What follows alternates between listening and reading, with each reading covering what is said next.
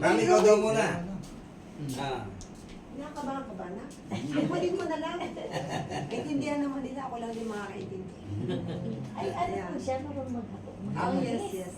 Fluent. Gifted, ano yan, gifted child. Oo. Pero hindi po siya dito sa Japan. Ay, hindi. Hindi. Philippines. Ano siya, self-study. Ang galing. Nakakabasa siya, nakakasulat. Nakakasulat. Grabe, 6 years siya nag-aaral. Nagsusulat siya ng Japanese. 19 years old siya, nagtututor. Nagpunta sila rito for business trip. Nagtututor na siya ng English. Tapos siya ang interpreter. Dito? Online. Sa Pilipinas. Siya ang Kaya pag interpreter. namasyal pala kayo, kahit dalawa kayo, hindi po kayo mahihirapan. Oo. Actually, yung business kadil ko na 10 company, siya lang ang nakipag-deal eh. Ako taga-video. Vlogger kasi siya. Kasi hindi ko naintindihan eh. Sila lang nagkakaintindihan. Kaya magkasundo kami. Tatanungin niya na Tagalog, hahaponin niya. So, ako sabi niya hapon. Nagkakaintindihan sila. Oo. Mami, ano ba sabihin ko? Ito dito sabihin mo, bubulong ako. Tapos kakain. Ako naman, glory to God, namin ko ang mga member ni Bishop at ng aking BFF na pastorang maganda. I'm so happy na pinangarap ko talaga na makatutong ng Japan at makadalo dito sa gawain ni Bishop Paril. Dahil nag-aaral kami ng CBK, lagi niya sinasabi na yung church nga dito, binabanggit niya yung mga workers. So, amazing talaga na the favor of God ay ginrap niya, binigay niya ng ganun kadali. Kaya glory to God, bagamat unexpected din talaga na ako ay mapipili. There 300 company yung aming nag-submit para mapili. Ang 15 companies lang ang kailangan ng Japan Export Fair Winter Japan Tokyo. So, ang Japan namimili talaga yan. So, bilang tao, tayo, it's a normal, paano ko mapipili? 10 employees lang, tapos yung mga nagsubmit, 100, 80, 50, and then the big company, yung mga katunggalin ko. Sabi ko, inano ko kay Lord, kung will mo, bahala ka kung mabubunot ako sa 15. So, kinabahan na ako dahil yung kapatid ko napili na pang number 8 yung JNRM Corporation, yung sister company ko. Malaking company. Ate, ilan ba yung sinabit mong tauhan? 50 to 80 na tauhan. And then, syempre, malaki din yung income niya, yung mga passbook na pumapasok na income. So, ako, naku ate, parang hindi ka ako papasok kasi 1 to 10 lang ang sinabit namin. Hindi ko rin sinabi na okay, may pera, kasi sila mga million ng pera talaga. So, in a way, na bilang tao, pero ando pa rin yung faith natin, hindi nawawala. Then, nung namimilmit na ako, sinabi nung ate ko, Winona, tumawag yung organizer ng Japan. Pang number 10 ka sa napili. Oo, talaga ka ako, napili ako. Dahil sa nakahuli kong isda, naglulukso akong gano'n. Naku, grabe, tuwa pati tilapia sa akin. Sasayaw na gano'n. Talaga, ibinidyo ko yun. Tumatalon ako, nakahuli, gumaganon yung tilapia. Inaayunan akong tilapia. Nagpapasalamat. Kaya sabi ko, glory to God, talagang namimilmit ako. Andun yung saya. Sweetheart ka ako, napili yung company natin. Amazing One General Merchandise. So, ang pinaka-memory verse ko kahit saan ako pumunta talaga, at ito'y nag-rema talaga, at naganap sa buhay ko, Jeremiah 29 verse 11, For I know I have for you, for I know, declares the Lord, for I know the plans for you, I have prosper you, not to harm you, plans to give you hope in the future. Sabi ko, Lord, nagpaplano ako, pero ang plano ng tao, pwedeng mamawala, pwedeng ma-distract, pwedeng hindi matuloy. Pero if God will, the plans of God is amazing and great. So, ano mang hadlang ng demonyo dyan, walang magagawa ang demonyo. Kaya sabi ko, binigyan mo ako ng konting kaba sa pagpili ng Japan sa akin dahil 300 companies kami. Pero God will, walang nagawa ang demonyo. Ang alam nyo ba, ang daily average lang ng aking ipon na isinabit sa Japan ay 67,000 a day. Samantalang iba ay milyon.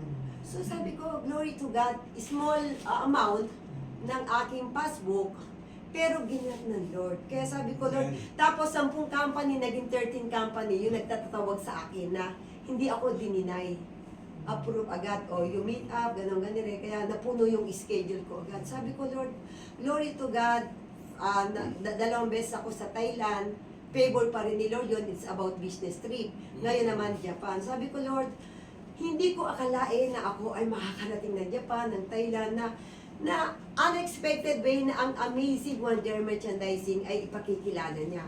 Bakit? Kasi pangalan ni Lord yan. Praise God. Nung, totoo yun, when you na-plan ka ng business, huwag ka kabod mag-aano ng pangalan na sarili mong talino. Nagbigay ako ng go signal kay Lord. Lord, ano ba ipapangalan ko? Kailangan ko ng business permit. Ano ipapangalan ko? Nag-reveal siya. Di ba anak, niligtas kita, 3 beses kang namatay, na-food poisoning ka, dinugo ka.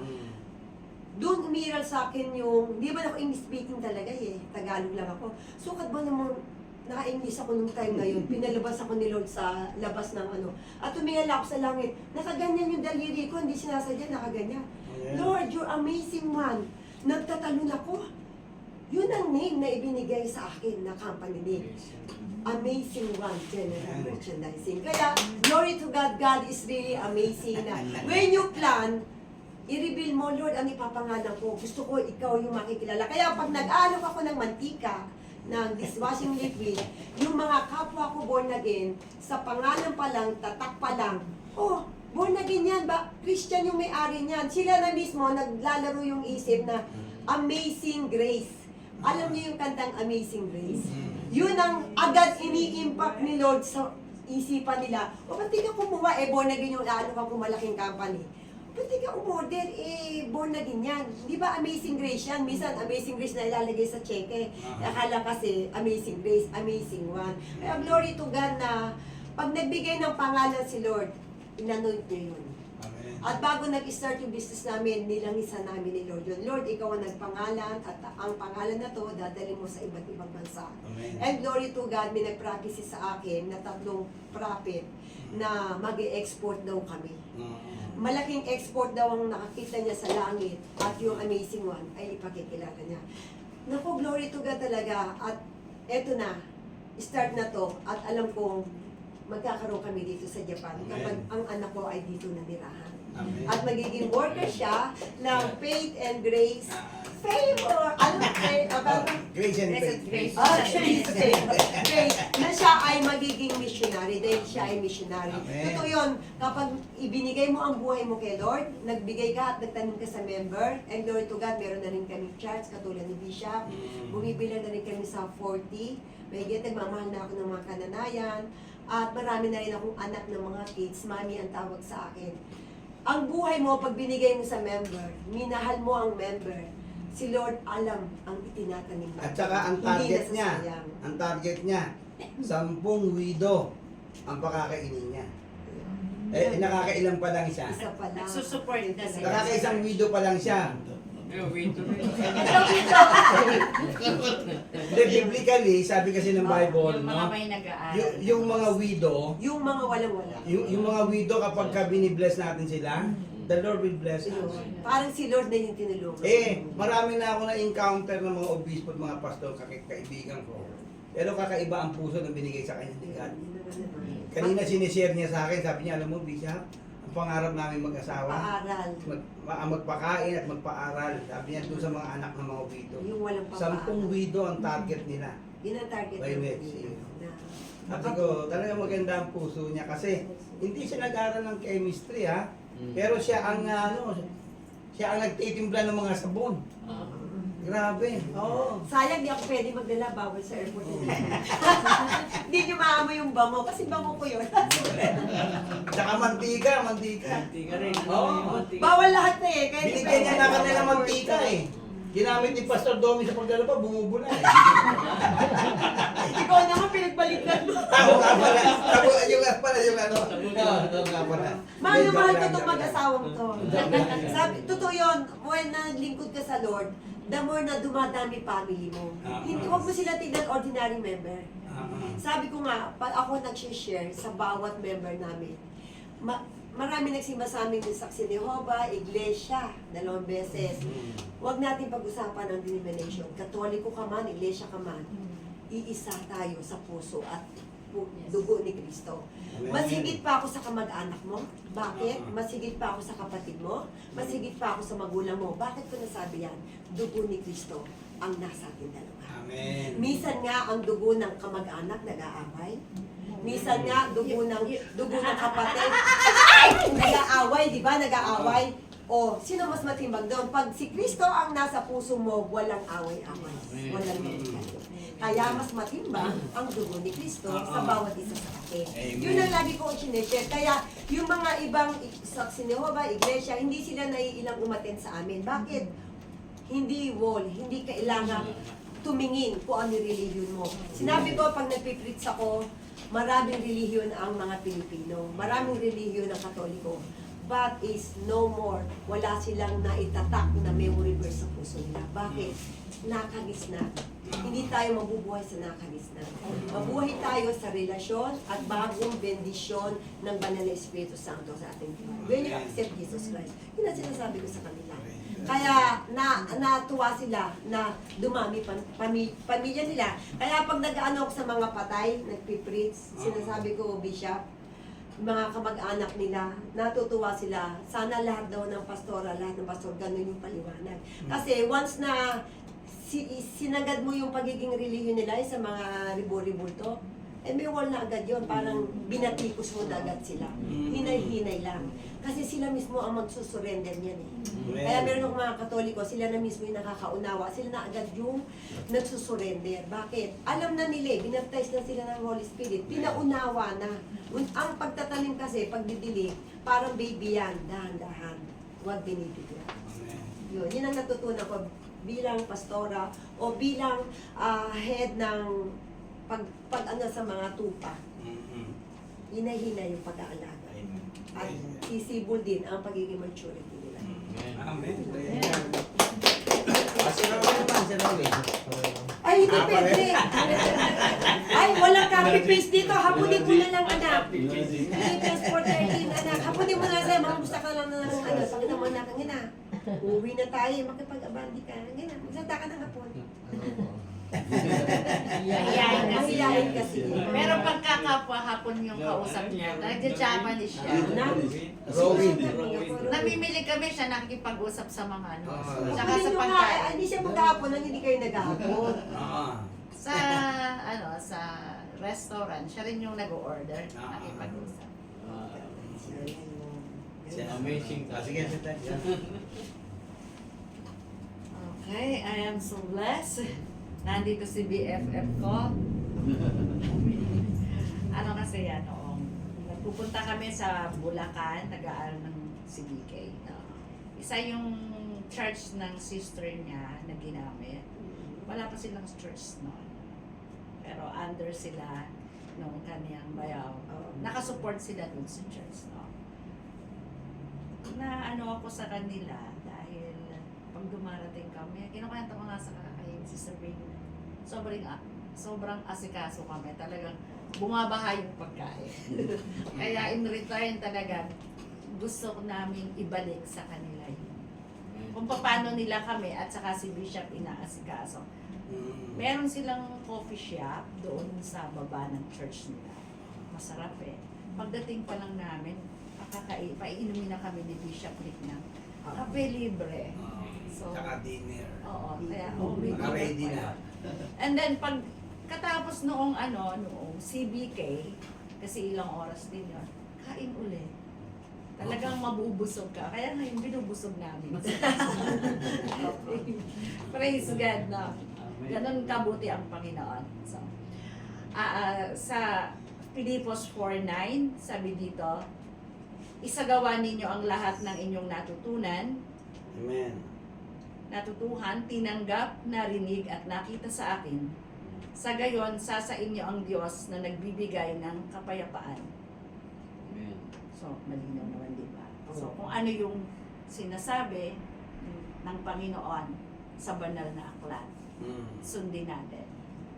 Walang bawas, walang kulang. Pag sinabing ito ay bawal, hindi maganda, huwag na nating ipilit. Kasi ang pagpapala ng Diyos, doon ang gagaling. Doon sa pagsunod natin sa Panginoon. Palagi last week sinabi ko rin, hanggat hindi tayo sumusunod sa Panginoon, bakit tayo nahihirapan sa buhay? Kasi meron tayong hindi tinatanggal sa ating katawan. financially, mahirap, magkakasakit tayo, lahat. Family natin, nadadamay, nahihirapan. Kasi, sinasabi nga na pag ikaw ay naglilingkod sa Panginoon hanggang fourth generation, the Lord will bless us. Yes. Pero pag hindi ka sumunod at meron kang ayaw tanggalin sa buhay mo, ang blessing kasi hindi nagfo-flow. Nakahang lang yan. Kahit sa sarili ko, ilang beses ko yun natutunan. So, yung pagsunod, napaka-importante Yes. talaga. Kailangan kung ano yung dapat nating isuko sa buhay natin. Isuko natin. The way na, kahit sa atin, the way we talk, yung pakikisama na lang sa mga kaibigan. Yes. Yung puso natin talaga, kung may mga mali, talagang kailangan itama. We're not perfect. Nagkakamali tayo. Pero, at least, dapat alam natin kung saan tayo nagkakamali. Kasi, yun ang importante. Hindi naman tayo perfecto. We're still human being. So, talagang yung pagkakamali nandun. Pero hindi tayo dapat manatili na. Ganun na lang tayo. Katulad yung sinasabi na, yung mindset natin, kailangan nating baguhin. Na hindi tayo pwedeng manatili sa ganito. Ay kasi ito na yung nakalis na to. Ay kasi ganito na ako.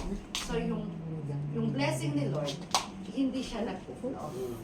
Kailangan palagi tayong yung goal natin nakaset na paano tayo ma-reach out natin yung goal natin.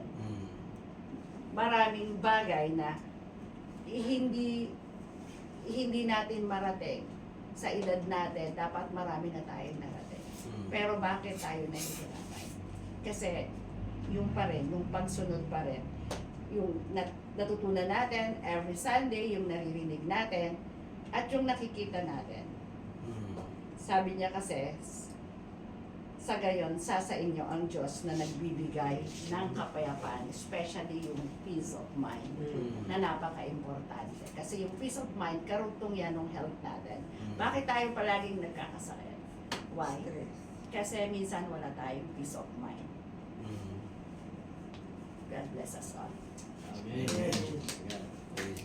Anong verse mo? Philippians 4:9. Philippians 4:9. 4:9. Amen. Okay, so sa akin naman, dito sa Book of Psalms. Okay, so itong pagdalo natin every Saturday at every Sunday, at ganoon din sa ating mga online Bible study, ito ay pagpapahayag ng ating damdamin sa Diyos. Pagpapakita na mahal natin ang Diyos. Kasi kung hindi mo mahal ang Diyos, hindi ka magbibigay ng panahon. So, sabi nga nila, no, pag nagmamahal ka, nagbibigay ka ng panahon. So, yung time na binibigay natin kay God, yun ay pagpapakita na mahal natin ang Diyos. Kasi hindi natin mahal ang Diyos, mga ganitong oras, maaari nanonood na ng Time TV sa bahay. Sa shopping pa. Okay. Dahil katatapos lang natin kumain. Maya-maya, tukin na tayo. No? Pero dahil mahal natin ang Diyos, kaya tayo ay narito, nagbibigay tayo ng panahon sa Kanya. Now, ang tanong, ano ba mapapala natin kung tayo ay nagpapadama ng pagmamahal sa Diyos? Ano ba ang gagawin ng Diyos sa atin? Okay. So, napakalaking bagay na maunawaan natin na yung pagpapadama natin ng damdamin natin sa Diyos ay hindi nawawala ng kabuluhan. At may pangako ang Diyos dito sa Psalms chapter 91 verse 14. Yung lahat na nagmamahal sa Diyos. Kasi ang alam lang ngayon ng tao, yung mahal sila ng Diyos. Pero gusto din ng Diyos na minamahal natin siya. Kaya nga merong sinabi sa Deuteronomy hanggang sa Matthew, binanggit din ng Panginoong Jesus, sabi niya gano'n, love your God with all your heart. So, sa ngayon, ilang piraso lang yan. Siguro dito sa Japan, dito na sa bansang ito, kung iaano natin, isa-survey natin kung ilan lang ang nagmamahal dito sa Diyos. Baka wala mang 1% eh, no? Di ba? Kasi ang Kristiyano dito sa Japan ay nasa 1.2% lang. Kasama na ang Catholic dyan. Iglesia ni Cristo. Okay? Jehovah's Witness. Mormons. Born again. Oh. Eh kapag ka born again, ilang piraso pa lang din. Di ba? Ihahati-hatiin mo pa. So kung maghahanap ang Diyos sa gabing ito, dito sa bansang ito, na nagmamahal sa Kanya, hindi aabot ng 1%. Okay? So, at kung dadamahin natin at lalaliman pa natin yung tanong na yon, no? Akaawa ang Diyos, eh. Parang gano'n.